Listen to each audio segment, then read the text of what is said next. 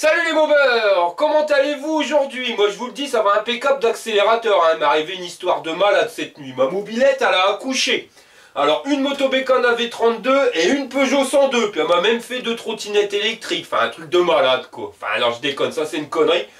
Voilà les 2 mobilettes à max, hein, donc elles sont en panne, on verra plus tard en tuto. Et les 2 trottinettes électriques, bah c'est pareil, elles sont prêtes pour un tuto. Là, c'est pas le cas aujourd'hui. Aujourd'hui, c'est plutôt une histoire de pot. Un pot qui fait bzzz. Vous savez, les pots qui vibrent avec les ressorts. Donc ça, on va voir vite fait comment faire pour arrêter ce bruit qui, franchement, me prend la tête. Et on fera après une petite balade. Voilà. Allez, maintenant, je vais tout nettoyer quand même. On va faire du propre. Et on se retrouve après le générique. Allez, fire!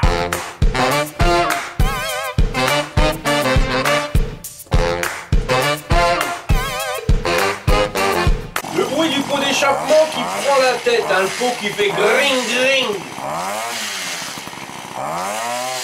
Bon, cette panne c'est pas grand chose, hein. En fin de compte c'est juste les ressorts qui vibrent. Quand le moteur il fonctionne, bah il y a des vibrations dans le moteur et les vibrations elles sont répercutées un peu partout dans la mobilette. Comme le pot d'échappement est fixé juste sur le moteur, bah c'est lui qui va prendre le plus de vibrations et les ressorts qui sont dessus, bah voilà, ils vibrent.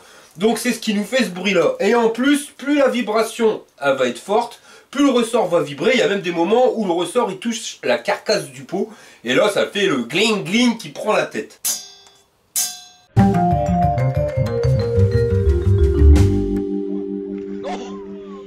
Alors comment on va faire pour enlever ces bruits pourris de vibration? Alors clairement, hein, c'est pas une de mes astuces, c'est Pierre de Moselle qui m'a contacté et qui m'a donné des tuyaux. Alors pas n'importe quel tuyau, hein, des tuyaux en silicone qui résistent à la chaleur. Ça devrait pas fondre. Ramsey va pas me mettre n'importe quel tuyau genre son d'urinaire, hein, parce que tu risques d'avoir un pot 4 fromage, hein, le truc qui dégouline. Et il m'a donné aussi des feuilles pour faire les joints. Alors c'est une feuille métallique qui est recouverte de plans de joints. Donc lui il fait ses joints de culasse avec, il dit que ça bouge pas, donc ça je testerai aussi. Alors où trouver ces tuyaux là? Bah c'est tout simplement dans les magasins de fourniture agricole. Ça c'est des tuyaux pour les machines à traire. Donc le but du jeu, bah, ça va être d'envelopper les ressorts qui sont ici par les tuyaux qui sont là. Alors vous avez vu, j'ai 2 ressorts ici et un ressort de l'autre. Alors pourquoi j'en ai mis 2? Bah parce que je trouve que d'origine le ressort il est trop mou, il a pas assez de force. Et ça fait le 3e ou 4e que je pomme, j'en ai ras le bol. Donc là j'en ai mis un 2e, comme ça il y a beaucoup plus de force. Et pour l'instant je les perds plus. Le seul truc qui me dérange de cette astuce là, c'est que ben faire passer les ressorts dans un tuyau épais comme ça, ben, c'est plus trop esthétique. Alors soit on a le bruit et c'est beau, soit ça va être pas terrible et il y aura le bruit, hein. Parce que lui il en a fait un, voilà ce que ça donne quand c'est fini. On va dire qu'on a le choix, hein. Soit on règle le problème de pollution sonore, soit on règle le problème de pollution visuelle.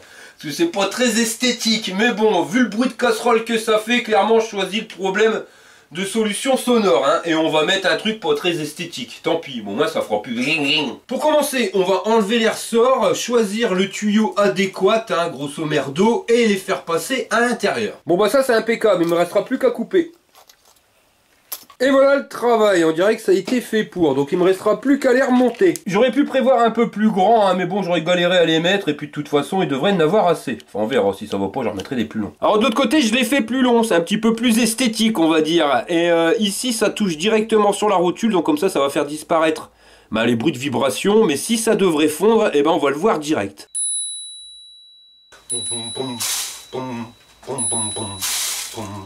Oui! Attention, ça va chier les bulles!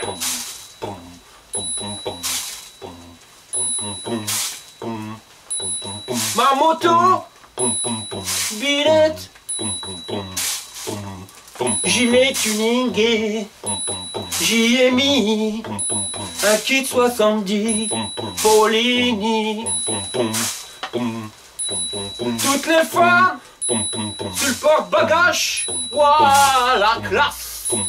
À Paname, le Jean-Claude, il te fait perdre ton slip. Et quand je la démarre, j'y mets un coup de kick. Ouah, j'y mets un coup de kick. Ouah, j'y mets un coup de kick.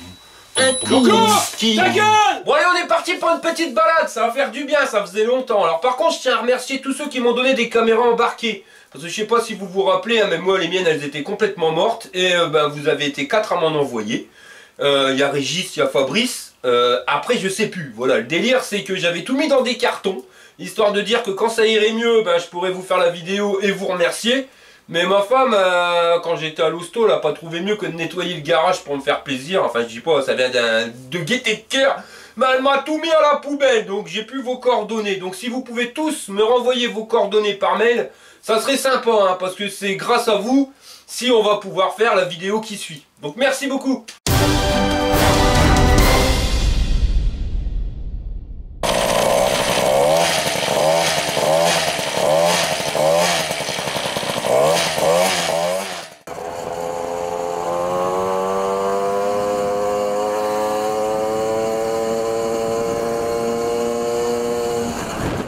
Bon bah première vue ça a l'air d'aller nickel, hein.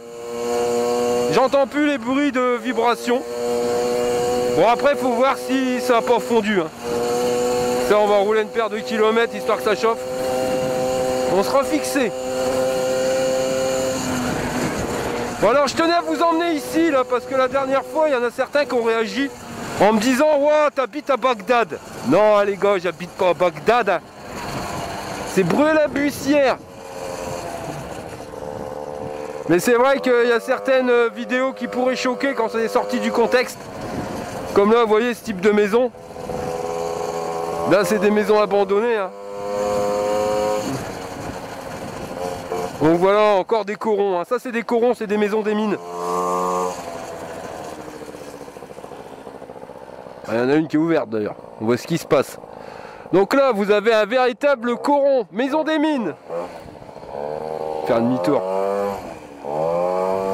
Donc une chose à savoir, hein, parce que c'est vrai que quand je vous montre les vidéos, il faudrait peut-être parler un petit peu de l'histoire qui va avec, ça permettrait de comprendre. Ici, Bruay-la-Bussière, c'est dans le Pas-de-Calais. Mais le Pas-de-Calais, toutes les maisons, elles sont pas comme ça, hein. C'est parce qu'ici, on est dans le bassin minier. Voilà, donc c'était en plein cœur de la mine, hein. Clairement, ici à Bruay-la-Bussière, il y avait 3 ou 4 puits de mine. Et après, il faut savoir que ça fait partie du patrimoine de la ville. Et que la ville elle a été construite en fin de compte autour de ces puits de mine. Vous mettez un puits de mine, on va repasser dans les maisons des mines, tiens on va faire un petit détour. Donc celles-ci elles ont été restaurées, vous voyez. Celles de tout à l'heure elles vont certainement être rasées. Mais celles-ci ont été restaurées, bon même s'il y en a encore certaines qui sont fermées. Mais avant comment ils construisaient quand c'était les mines, vous aviez un puits de mine, donc le trou pour rentrer, hein, pour aller chercher le charbon. À côté, vous avez automatiquement un terri. Donc un terri, c'est quoi? C'est un tas de terre, hein. C'est tout ce qui n'était pas bon à prendre pour... C'était pas du charbon, la terre. Tout ça a été ressorti, ils en faisaient un mégamont. Et tout autour, étaient construits les maisons pour y loger les mineurs. Voilà, c'est ça. Là, on est en plein dedans, on peut pas dire mieux. Vous voyez, ça c'est des maisons des mines, donc on était entièrement restaurées, hein, parce qu'à l'époque, les toilettes, ils étaient encore à l'extérieur. Si vous vouliez aller faire pipi, il fallait sortir de la maison, donc en plein hiver c'était pas terrible. Mais comme vous pouvez le voir, donc toutes les maisons elles ont un jardin. Donc quand elles ont été construites, c'était le but, hein. Il fallait absolument que le mineur il ait son jardin et qu'il ait tout à portée de main. Alors quand je dis à portée de main, il fallait les bistrots, il fallait les petits magasins. On va dire qu'ils ont construit des villes dans la ville. Et chaque puits a un numéro, donc ici on est au numéro 3, donc c'est la cité du numéro 3, donc tous les mineurs étaient logés sur place, hein, il ne fallait pas non plus qu'ils fassent 10 km à pied pour pouvoir aller travailler. Ah bon, c'est un cul-de-sac là. Donc là-bas au fond vous avez le terri, vous voyez, la butte. Donc ça c'est le terri du trot. Et l'entrée du puits de mine, par contre, je sais pas où elle se trouve. Bon, enfin, comme je vous disais tout à l'heure, donc il fallait absolument que le mineur il puisse tout trouver sur place, histoire de dire qu'ils se sentent bien, voilà. Alors après, qu'ils se sentent bien, ils se sont surtout fait enfler les mecs parce qu'ils ont perdu la santé, hein. C'était un travail qui était vachement dur. Mais voilà, il faut pas critiquer. Ça fait partie du patrimoine de ma ville et voilà, j'en suis fier. Donc certes, à première vue, ça peut paraître des petites maisons. Mais elles ont toutes leurs histoires, ces maisons-là. Et avant, quand on était mineur, donc on était logé dans les maisons. Et si par contre, le boulot il te plaisait pas parce que c'était trop dur, tu perdais ta maison en même temps, quoi. Là, le délire.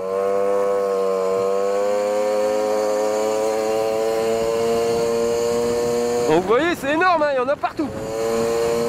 Et le pire, c'est qu'ils en ont rasé beaucoup.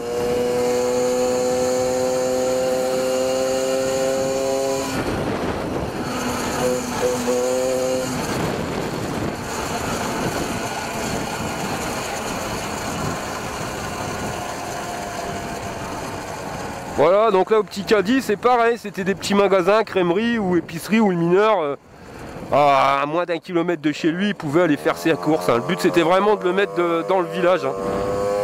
Le garder tel quel à l'endroit où il travaillait, tout y se passait. Il se levait le matin, il allait travailler, il rentrait chez lui, voilà, il pouvait aller faire ses courses, aller boire son café. Tout était sur place.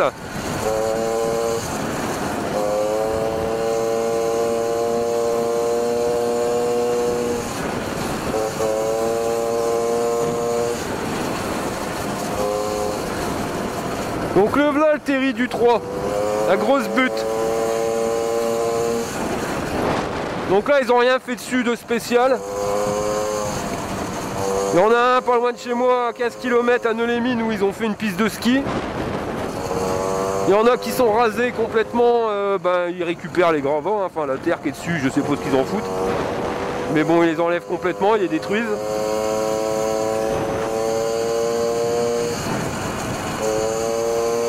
Et il y en a même un où ils font du vin. Ouais, ils ont planté de la vigne, un truc de fou. Par contre, la bouteille de pinard, je sais plus à combien elle est, je voudrais pas dire de conneries, mais je crois qu'elle a 70 balles la bouteille. Bon bah voilà, hein, vous voyez là, c'est vraiment parce que c'est le bassin minier, donc vous avez beaucoup de corons, mais il y en a quand même beaucoup qui ont été rasés. Et ils ont reconstruit des maisons derrière, mais je peux comprendre que quand on le voit pour la première fois, on se dit voilà, c'est Bagdad, mais non, c'est pas Bagdad, ça fait partie de la vie les mecs. Voilà, il y a 80 ans, ça tournait à plein régime les mines et les gens étaient carrément logés dedans. Hein. Et heureusement qu'il y avait les gars du Nord hein, pour pouvoir vous fournir le charbon à l'époque.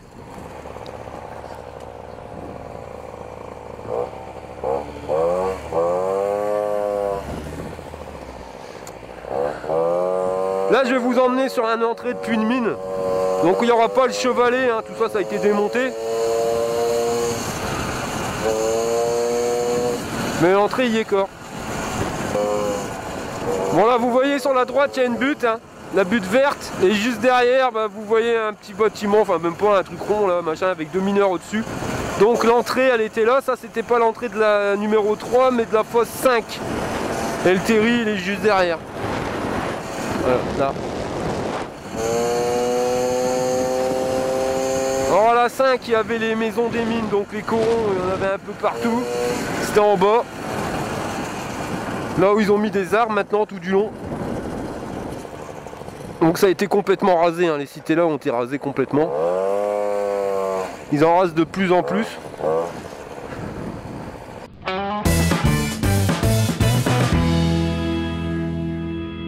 Bon bah bonne nouvelle, hein, on a plus le bruit de casserole, donc ça c'est déjà la grande classe à Paname, mais en plus les tuyaux ils ont pas fondu.